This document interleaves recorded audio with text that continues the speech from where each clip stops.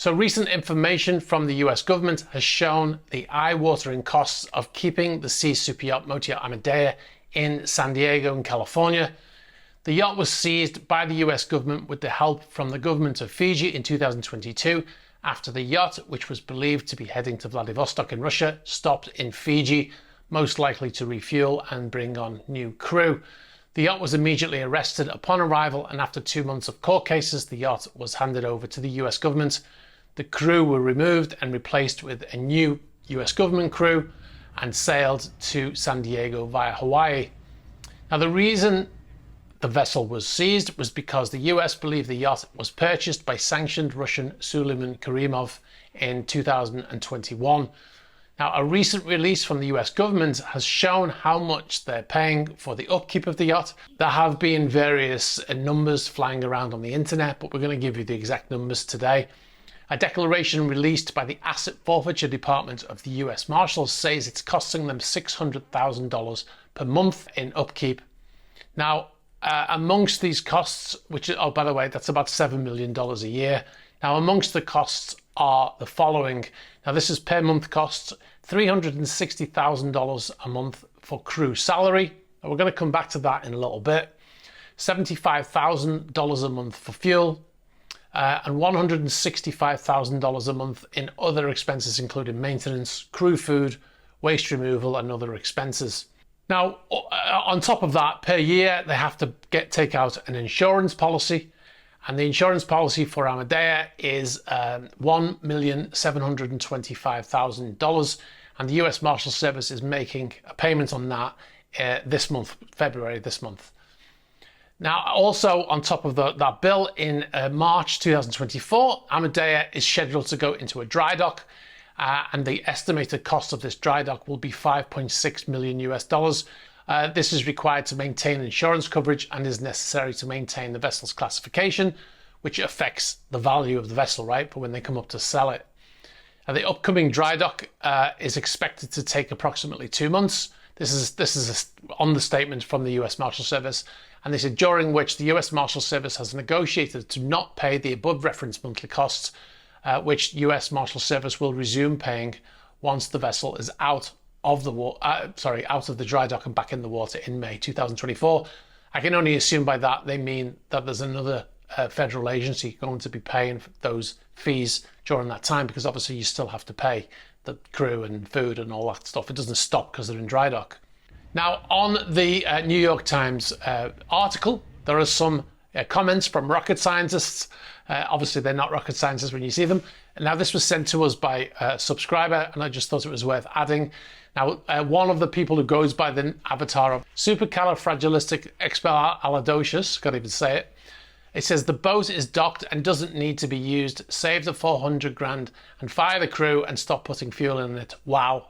And then there's somebody called John S, and he says, why does it need fuel? Are they moving this around? Why upkeep it at all? Just scuttle it. We could always use a new artificial reef. Hence the rocket scientist comment.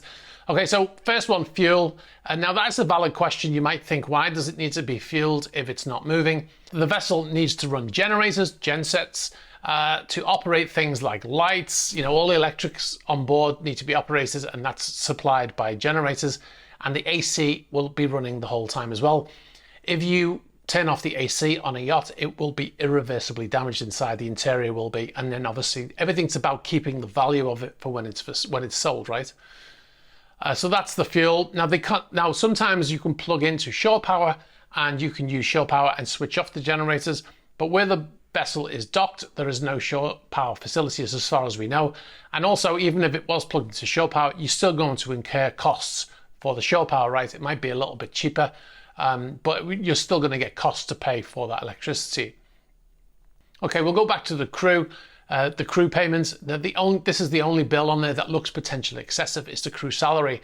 Now, the yacht is not being used for its intended purpose, and it's basically sitting in the port, and then maybe once a month it's going out, or it's sailing around the local area and then back into port again. And they're doing that for obvious reasons, to keep things turning.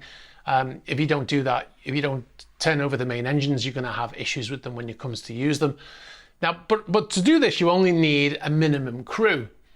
Now, what do I mean by the minimum crew? Well, according to Chapter 5 of SOLAS Convention, which is Safety of Lives at Sea, all yachts in the large yacht and passenger yacht codes, of which this boat is one of those, are required to be crewed by a minimum number of crew. Now, the yacht will have a document on board with a list of crew required to operate the yacht. It's named the Minimum Safe Manning Document.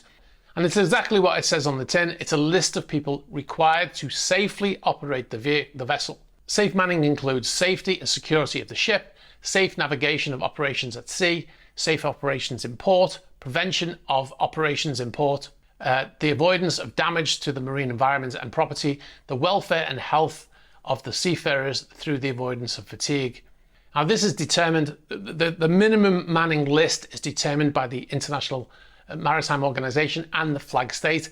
Now, on a yacht of this size, the minimum safe manning list, now we don't know exactly what it is because we don't have access to that paperwork, but we know other vessels in this size.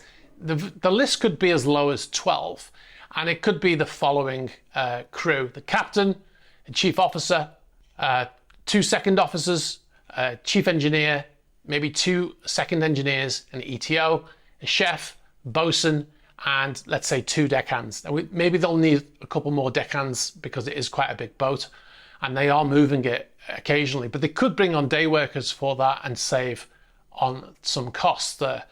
If the vessel's only going out once a month, then they can hire day workers for that period, bring them on and then let them go again, right?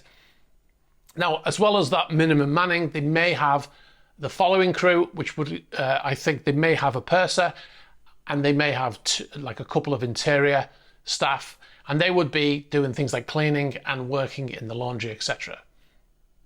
However, the $360,000 a month bill for crew suggests a much larger crew, and it sounds like they may be at full manning, which doesn't really make any sense for a yacht that is mostly sitting in a port in San Diego.